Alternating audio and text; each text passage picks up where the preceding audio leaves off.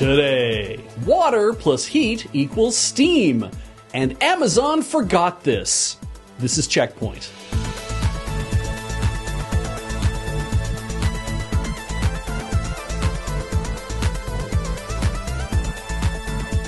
Welcome to CheckPoint and happy Halloween. We might be a day early. But anything that we can do to put a bulwark between all of us and the all I want for Christmas is you, Eve again, is just valuable work.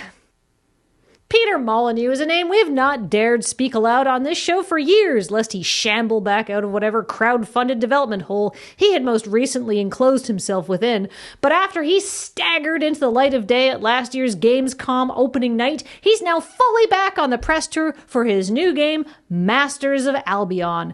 In a recent interview with Edge magazine, Molyneux claims that this new game is about redemption. Not thematically about redemption, but that this game will redeem him and his repeated outlandish claims of features that his games never have and that never pan out. For context, we here at CheckPoint have been reporting on his ongoing overpromising for at least 13 years, meaning it was already a joke by then.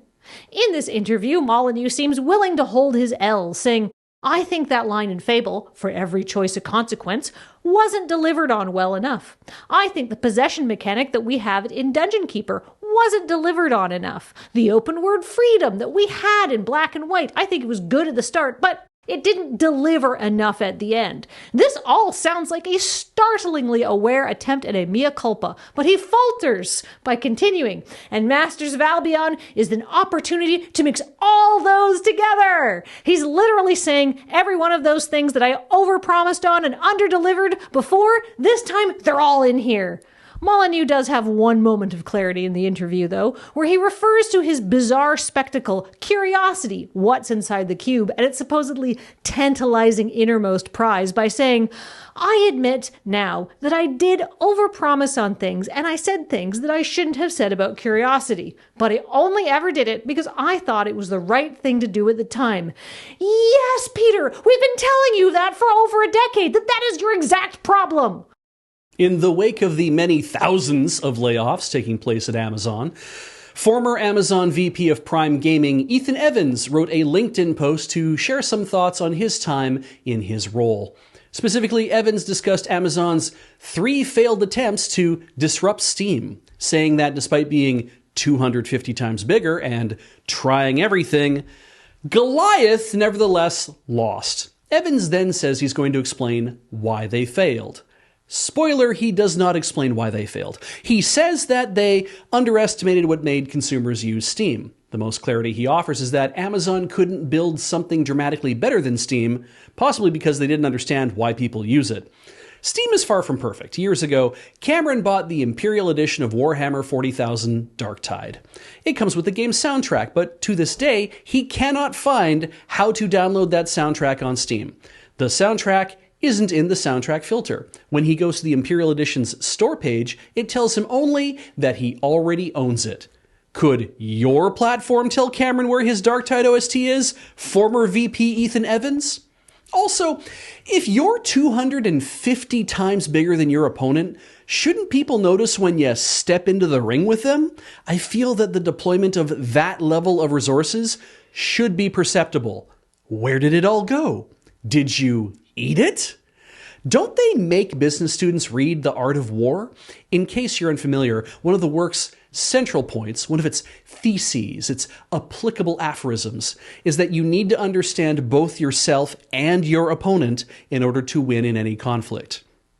You worked at Amazon. They could have gotten you a copy the next day. Don't want to read? That's okay. Audible, the subsidiary of the company you helped to operate, lists over 100 different audiobook recordings, most being shorter than 2 hours. Do you have 2 hours of free time now? The Art of War also tells you not to get into fights unless you have to. Did you have to pick this fight? What did you hope to get out of it? You described yourself as Goliath. Are you sure that the resources you had at your disposal are the ones that make you the more capable contestant in this fight? I guess nobody can know.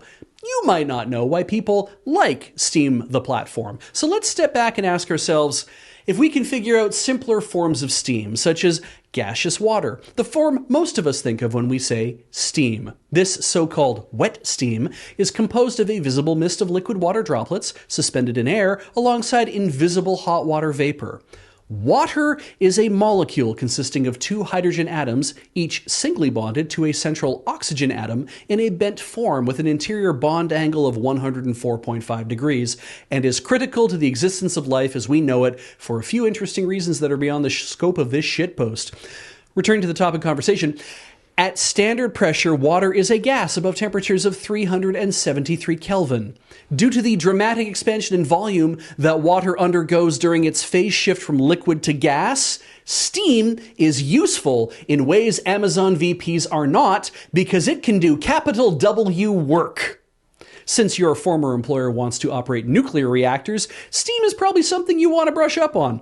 I also think it would be nice if that same organization was capable of productively grappling with questions like, why do people like video games? You would have gotten more value out of Amazon Prime Gaming's 250-fold size advantage by taking that money and burning it to make Steam, which could have been used for any number of purposes, such as brewing me an espresso. Like your career, it's better short. Smithers, release the hounds.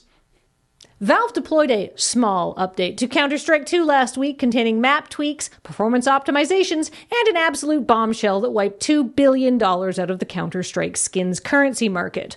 What this small update changed was the functionality of trade-up contracts, allowing players to trade 5 covert items, or reds, for a knife or gloves, aka a gold item. Previously, knives and gloves could only be opened at an extremely low rate in loot crates or purchased on the secondary market, and this increase in supply immediately cratered the prices. And, since these were some of the most expensive items being traded, the total value of the market took a serious dip, with some individual accounts losing more than a third of their value. Several enfranchised players and content creators even took it as the moment to cut their losses and sell off their entire collections. And we generally try to write our own jokes on this show most of the time, but some of you did so well that we just have to acknowledge these comments. Anyhow, because 5 coverts now trade up to any knife, expensive knives have gone down in price and coverts have gone way up. A whole bunch of skins that no one cared about are now all worth $100 because 5 of them turn into a knife that was worth $2,000 last week. Anyone who's pined after owning a fancy knife but could never justify buying it instead of, a whole ass car is definitely eating good this week, though, to be fair, that narrative is probably approved by Valve because they stand to make a killing in this new landscape. Until last week, the Steam store wasn't used much by the skin trading community because it has a higher transaction fee than the third-party sites. This meant that the third-party sites had the best inventory and prices for those desirable high-end skins. However, it's much more convenient to trade skins on the Steam store, and now that there's a higher amount of low-value transactions happening, that's a big profit increase for Valve. That's a small update profit increase for Valve. Anyhow, we here at CheckPoint welcome all these new red item thousandaires, the petit bourgeoisie of the Counter-Strike skin trading community. May your apes never be bored. It's Ryuga Gotoku's 20th anniversary in December, and they've got a traveling exhibition to celebrate this gripping human drama. You know, the game where you can beat up adult baby diaper enthusiasts and leave your entire real estate portfolio management to an actual chicken. Human stuff.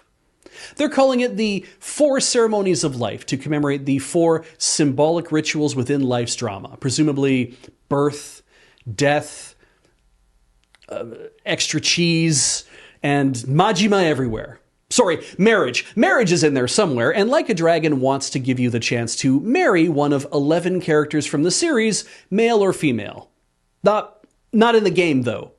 In real life. Like, with papers, and photography, and a private room with professionals doing your hair and makeup. And guests! 10 guests. You can invite 10 people to watch you get married to Kiryu Kazuma. You can bring your grandmother to a special studio where she can watch you have an entire marriage ceremony with a cardboard cutout of Kiryu Kazuma or one of 10 other Like a Dragon characters. And when your guests ask, why?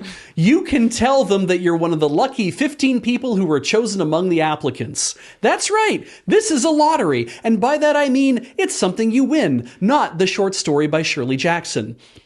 Or maybe it's exactly like that. And then you pay for winning because it costs you 150,000 yen, or 9,800 Norwegian kroner, for the privilege of getting married to a standee, along with 15 other people who may or may not have chosen the same cardboard cutout as you. I'm a little unclear on how this helps the declining birth rate, but shit, to my knowledge, I don't have any kids either, so I shouldn't be throwing stones. Oh, hey, like in the Shirley Jackson short story. Nice.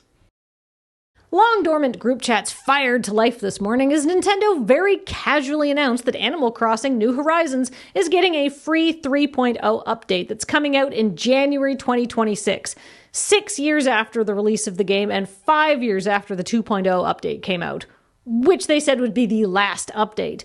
And this is a fulsome update, too. It's not just frame rate stuff for the Switch 2. It adds a new resort hotel to the island, slumber islands, new villagers, new items, and quality of life improvements. To make sure I was polling a real gamer, I asked my 9-year-old daughter what she thought about the news, since she's been playing this game for more than half her life. She's pumped, especially for the Zelda items. But wait, you say, I'm a human and we're evolutionarily predisposed to recognize patterns, and I'm seeing a pattern. When this game came out in 2020, something horrible happened. Is this a sign that something is going to happen in January 2026? No, that's not how reality works, and you know that. Also, according to Wikipedia, nothing spectacularly bad happened when the 2.0 update dropped in November 2021, and even if it did, it had nothing to do with Animal Crossing. This update is a portent of nothing other than good news, and I know that feels weird these days, but just go with it. Anything other than video games going on? We could talk about baseball. That's exciting. Not any more than watching baseball. No, actually.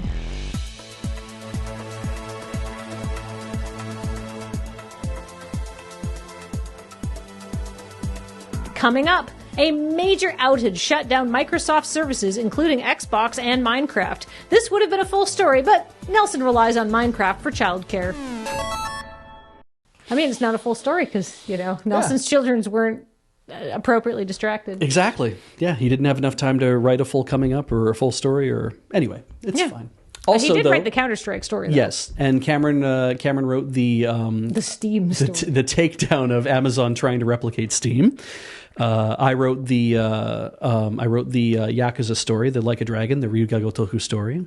Graham wrote the story about Peter Molyneux. Yeah, and you wrote the story about Animal Crossing. Yeah, because it just came out this morning, and I thought of a good joke. Yeah. Which was, oh no, what's bad? What bad is going to happen with it? I'm sure other people are like, we're all doing it. Right? Yeah. And it's like, I just want to reassure everyone that's not how anything works. Yeah, never. It's like correlation is not causation. Yeah, so. yeah. Mm-hmm. And if you like what we do here, obviously you're watching it, and that explains why. So back to Patreon, patreon.com/loadingreadyrun. Visit our store at store.loadingreadyrun.com, and you can come see us on Twitch and watch our stuff on all the other YouTube channels as well. You can be a YouTube member of all the channels, including this one. In fact, your names are going to come up right when we're done talking. Look at these fine people. Yeah, they're so cuddly and sweet. Well, I don't want to ascribe any value judgments to them. They're exactly how they wish to be, which is perfect for them. I should not anthropomorphize our viewers. No, they're not big giraffes. No. Not with ties and little suitcases that they carry around in their mouths when they go to work. And they visit your islands and stay in your hotels. In January 2026, they will. They will, yeah. Bye.